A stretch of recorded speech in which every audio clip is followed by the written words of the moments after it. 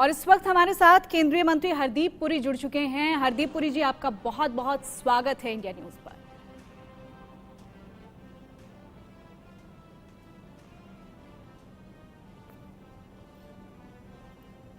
हरदीप पुरी जी, मेरी आवाज आप तक पहुंच पा रही है? नमस्कार, आपको भी बहुत बहुत शुभकामनाएं। हरदीप पुरी जी, आज 15 अगस्त के जोश की तस्वीरें हम दिखा रहे हैं अपने दर्शकों को। पूरा देश आज जश्न में डूबा हुआ है। किस तरह से एड्रेस करेंगे सर?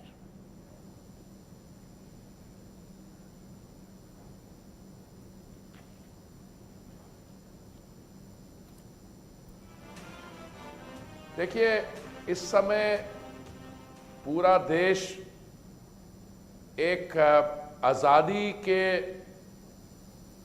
76 साल पूरे होना ही नहीं, आज देश एक और सेलिब्रेशन में मग्न है। वो है सेलिब्रेशन हमारा कॉन्फिडेंस इन आवर फ्यूचर। देखिए, माननीय प्रधानमंत्री जी ने बड़े कॉन्फिडेंस के साथ कहा है कि हम आने वाले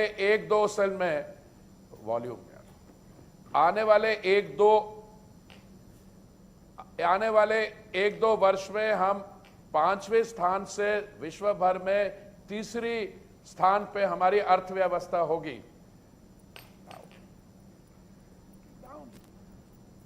जी,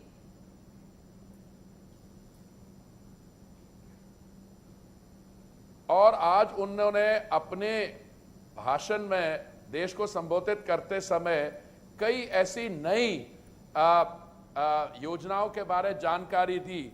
उन्होंने कहा कि हम 17 सितंबर को जब हम विश्वकर्मा जयंती मनाएंगे तो 1315,000 करोड़ रुपया हमारे उन भाइयों और बहनों के लिए जो अपने हाथ से काम करते हैं, मैन्युअली काम करते हैं, जो हैं तरखान हो, गोल्डस्मिथ्स हो, कपड़े धोने का काम करते हो, बार्बर्स हो, उनकी सहायता के लिए। उन्होंने ये भी कहा कि जो जन औषधि केंद्र हैं, इस समय कोई 10,000 है, उसको 10,000 से बढ़ा के 25,000 जन औषधि केंद्र खोले जाएंगे। उन्होंने कहा 2 करोड़ हमारी जो महिलाएं हैं, हमारी बहनें हैं, दीदी, उनको लखपति बनाया जाएगा। और जो लोगों को अफोर्डेबल हाउसिंग के लिए जिनको लोन्स लेने हैं, हम उनके लिए कुछ इंटरेस्ट सबवेंशन के तहत उनकी भी मदद करेंगे। तो मैं आपसे ये कहना चाह रहा हूं कि एक तरफ तो 9 साल के विकास के आंकड़े हैं, वो हमें कॉन्फिडेंस देते हैं। बड़े विश्वास के साथ, बड़े गर्व के साथ हम कह सकते हैं कि जब दुनिया भर में कई चुनौतियों का सामना करना पड़ा, तो उसके बाद भी हमारी रेट ऑफ ग्रोथ 6-6.5% रही है। और आने वाले समय में और भी आगे चल के हम 5वें स्थान से तीसरे स्थान पे आएंगे। और आने वाले कुछ सालों में 2047 से पहले जो उनका संकल्प है, भारत एक विकसित देश होगा। बिल्कुल, ये संकल्प एक बार फिर से दोहराया गया है हरदीप जी कि 2047 तक हम एक विकसित देश होंगे। और कई राज्यों के मुख्यमंत्रियों ने भी आज अपने संबोधन में इस बात का जिक्र किया। इस राह को आप किस तरह से देख रहे हैं, 2047 तक की ये यात्रा? क्योंकि लगातार विपक्ष की तरफ से निशाना साधा जाता है, कई ऐसी बातें कही जाती हैं, आप लोगों पर कई आरोप लगाए जाते हैं कि काम सही तरीके से नहीं हो रहा। लेकिन इसी बीच ये रास्ता 2047 तक का, इसको आप किस तरह से तय करेंगे? क्या चुनौतियां इस बीच आप देख पा रहे हैं?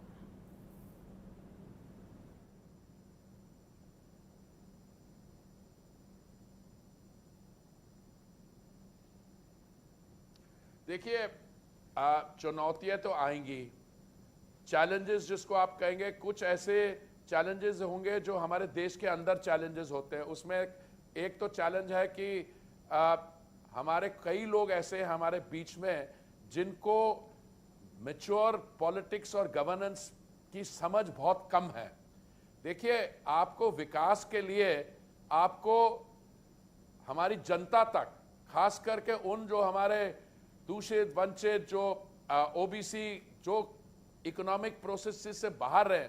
देखिए, लाखों लोग, millions have been taken out of poverty, but अभी भी लोग हैं जो एब्सोल्यूट पॉवर्टी के अंदर हैं।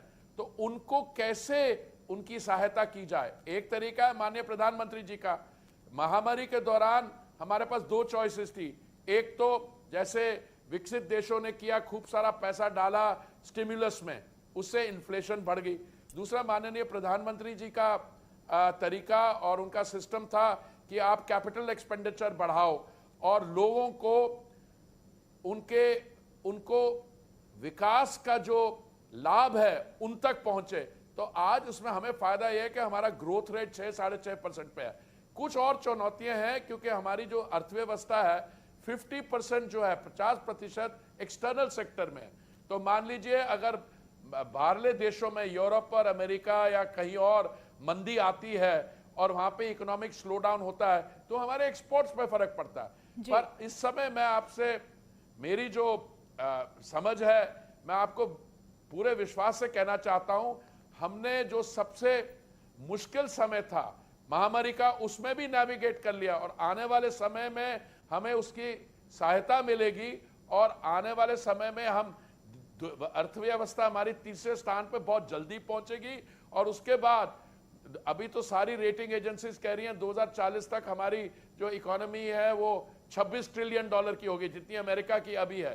तो अगले 5 साल बहुत जरूरी है। इस जो मोमेंटम ऑफ ग्रोथ हमें मिला है पिछले 9 साल में, उसको कंटिन्यू करने के लिए। इसलिए माननीय प्रधानमंत्री जी जब कहते हैं कि अगले साल जब मैं आपको लाल किले से एड्रेस करूंगा, तो इस कॉन्फिडेंस से कह रहे हैं कि उनको बेसिक आंकड़े जो उन्होंने 9 साल में दिखाए हैं उसकी कॉन्फिडेंस के साथ वो कह सकते हैं। इसमें कोई एरोगेंस नहीं है और बिल्कुल इसमें कोई हरदीप जी, इसी पर मैं आना चाहूंगी क्योंकि आज जब भी लाल किले की प्राचीर से तो बड़ी सोच समझ के, तैयारी के साथ और उसके इम्प्लीमेंटेशन में विश्वास रखे। लाल किले की प्राचीर से आज प्रधानमंत्री नरेंद्र मोदी का जो संबोधन रहा और उसको मैं 2024 के चुनाव से जोड़कर आपसे सवाल करूंगी कि आप इस संबोधन को कितना असर देखेंगे 2024 में आज प्रधानमंत्री नरेंद्र मोदी की इस ललकार का। और इसी बीच आप जो कह रहे हैं, क्योंकि जो विपक्षी हैं वो कह रहे हैं कि वो नहीं बोल रहे, उनका अहंकार बोल रहा है, इसको अहंकार कह रहे हैं विपक्षी, आप कह रहे हैं ये आत्मविश्वास है। लेकिन 2024 में जनता इस विश्वास और अहंकार के बीच आप किस तरह से जनता की भूमिका को देख रहे हैं?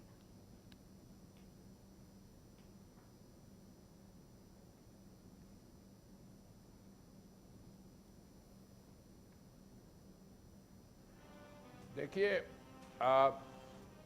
अहंकार तो एक तरफ रहा। अभी तक जो भी मोदी जी ने कहा है उससे ज्यादा करके दिखाया है। मैं आपको 2-4 एग्जाम्पल देता हूं। आज भी उन्होंने अपनी स्पीच में कहा, देखिए एक बड़ी छोटी सी चीज है बायोफ्यूल्स। बायोफ्यूल्स का मतलब है कि जो हम पेट्रोल में मिक्सिंग करते हैं एथेनॉल से, या और मैं एथेनॉल का उदाहरण देता हूं। जब पिछली सरकार थी, यूपीए की सरकार थी 2004 और 14 के बीच में, उन्होंने एक निर्णय लिया था कि वो 5% एथेनॉल की ब्लेंडिंग करना चाहेंगे 10 हमारे राज्यों में और यूनियन टेरिटरीज में। देखिए उस समय मैं इस स्कीम के साथ जुड़ा हुआ था क्योंकि मैं ब्राजील में राजदूत था और पूरी इन्होंने दम लगा लिया।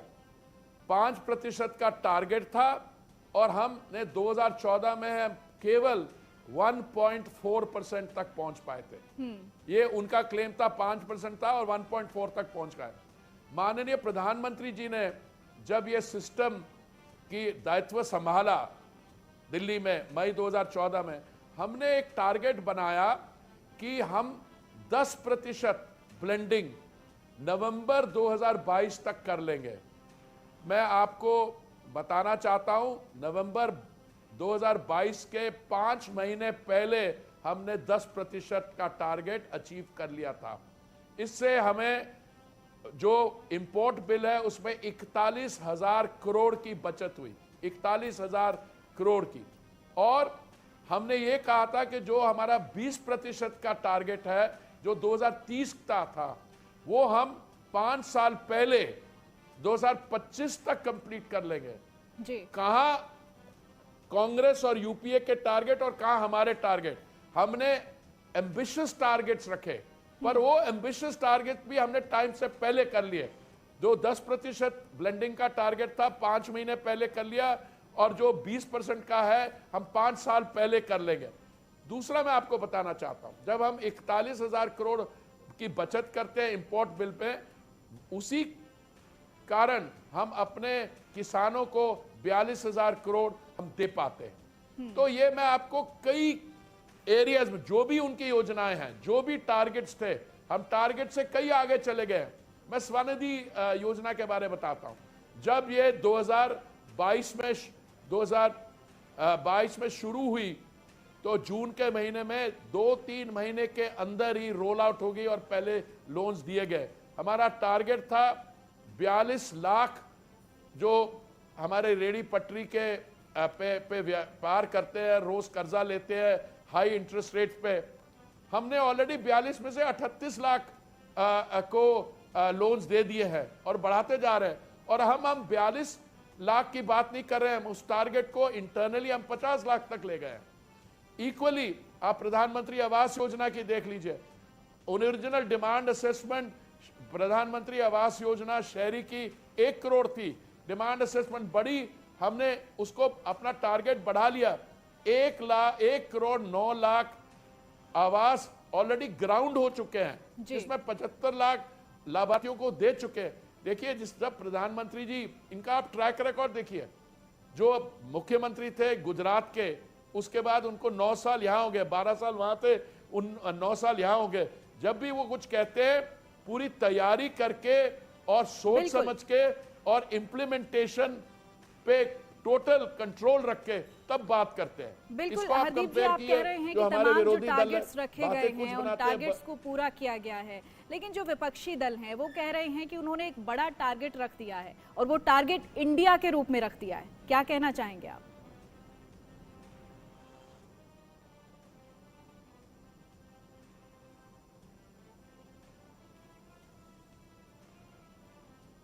मतलब उन्होंने जो नाम रखा है आप उसके बारे कर रहे हैं, वो इंडिया नाम नहीं है, वो I _N _D I _A, ये तो इम्पोस्टर्स हैं, ये तो किसी और से नाम लेके इनको तो प्रोनाउंस करना नहीं आता। तो इसके बारे सही लोगों ने कहा है इंडिया नहीं है, घमंडिया है। और जो माननीय प्रधानमंत्री जी कहते हैं हमें 3 चीजों से मुक्ति चाहिए, भ्रष्टाचार से, परिवारवाद से और तुष्टीकरण से। तो मुझे लगता है कि अगले आने वाले कुछ महीनों में हमारे जो मित्र लोग हैं विपक्ष में, हमारे विरोध में, उनको इन 3 चीजों से डील करना पड़ेगा। ज्यादातर दल ऐसे ही है जो परिवारवाद में फंसे हुए हैं, और भ्रष्टाचार के बारे तो इनकी डॉक्यूमेंटेड है इनका इतिहास। हरदीप जी, चूंकि आप एक पूर्व राजनयिक भी रहे हैं, किस तरह से देख रहे हैं भारत की जो तस्वीर है आगे आने वाले समय में विश्व में किस तरह से बदलेगी, किस रूप में बदलेगी?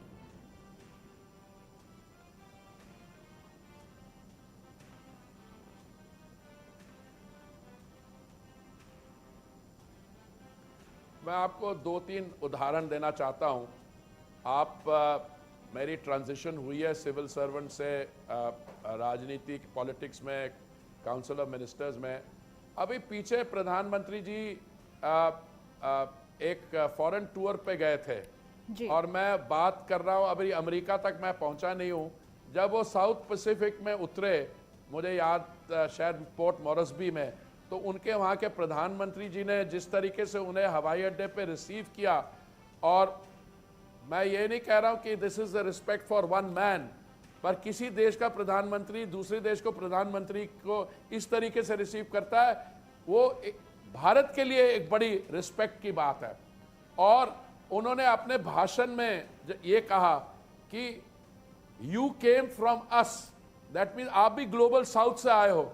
आज आप G20 की अध्यक्षता कर रहे हो, आज आप G7 के साथ एक डायलॉग करने गए हो।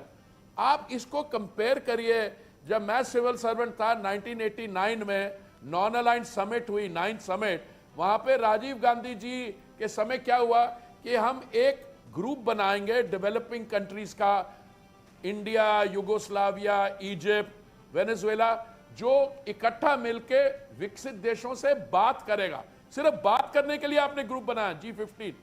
कहां वो 1989 में राजीव गांधी जी के समय था, और कब आज आप G20 की अध्यक्षता कर रहे हैं। G20 के अंदर विकसित देश है ज्यादा, और आप G7 पे you are talking as an equal, और आप क्या बात कर रहे हैं? Today you are going to be the amongst the leading economies of the world. अच्छा, इसको छोड़िए पोर्ट मोरेस्बी में, आप वो गए ऑस्ट्रेलिया में, जिस तरीके में सिडनी में उनका स्वागत हुआ, उनको किसी उनके प्रधानमंत्री ने कहा prime minister Modi you are the boss. अच्छा, वहां पे मिल गए उनको हिरोशिमा में प्रेसिडेंट बाइडन ने क्या कहा उनको? he said I am getting, you are putting me in trouble because I am getting so many requests for people wanting to attend the dinner I am hosting in your honor. That is your popularity. मुद्दों को लेकर, और मैं बताता हूँ, America के trip पे आप देखिए क्या उनका स्वागत हुआ। मैं समझता हूँ 2-3 जी। हरदीप जी, हर गरीब को घर जो है प्रधानमंत्री नरेंद्र मोदी का सपना भी है, संकल्प भी है, उसको आप किस तरह से देख रहे हैं? कब तक पूरा होगा ये सपना? और सिर्फ संकल्पशील नजर नहीं आ रहे हैं, वो है जी।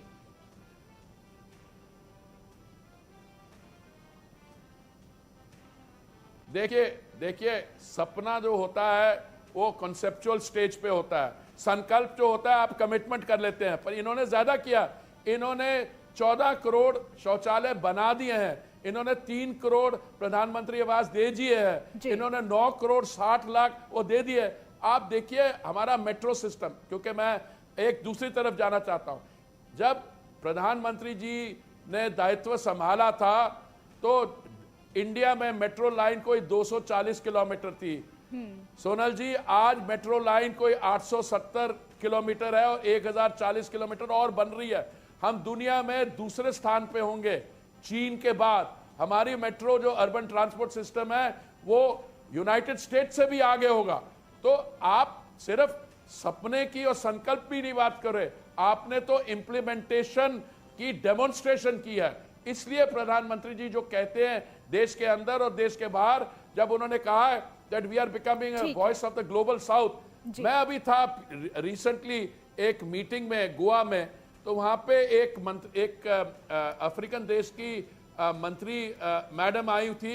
उन्होंने कहा आप अपने इंडस्ट्री वालों को हमारे यहाँ भेजिए, क्योंकि हम देखना चाहते हैं कि आप बायोफ्यूल्स पे क्या काम कर रहे हैं। देखिए ये तो डॉक्यूमेंटेड प्रोग्रेस है। ठीक है हरदीप जी, बहुत बहुत शुक्रिया आपका हमारे साथ जुड़ने के लिए, इंडिया न्यूज़ से बातचीत करने के लिए। केंद्रीय मंत्री हरदीप पुरी हमारे साथ जुड़े थे, स्वतंत्रता दिवस को लेकर संदेश दिया। प्रधानमंत्री नरेंद्र मोदी किस तरह से अपने सपनों को लेकर संकल्पशील हैं, उस पर उन्होंने अपनी बात कही। फिलहाल वक्त एक छोटे से ब्रेक का है, फौरन होंगे।